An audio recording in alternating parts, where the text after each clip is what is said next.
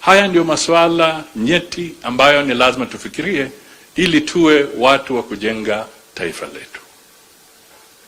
Kwa hivyo nawasihi sana, tukienda mbele, let us have this sense of responsibility to the nation, because that is the only way we can change things in our country.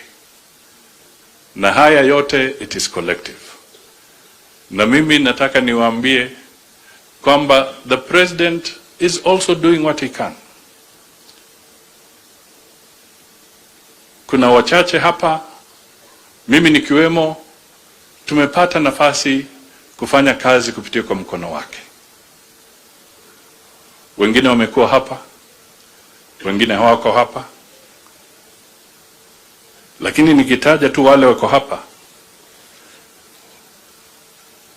mambo ya kesi ikikwisha, kuna mazuri kwa Beno Washale.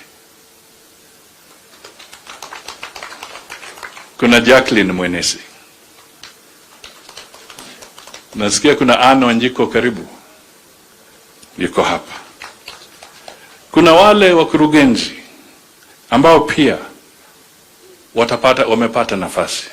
Wenye viti kuna Wamatsi.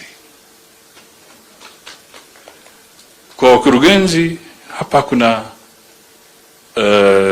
Connie Lusweti ambaye ni mwenyekiti kwa Kenya Ports Authority. Mheshimiwa Shikuku nadhani ametunukiwa juzi. Posho ametunukiwa. Swadi ametunukiwa. Echesa ni mwenyekiti. Immaculate Shamala ametunukiwa kama director wa insurance. Bunyasi ni mwenyekiti wa Vision 2030. Sasa atatuongoza kuangalia Vision 2060 tukienda mbele. Ndio hiyo. Lunani ni mwenyekiti.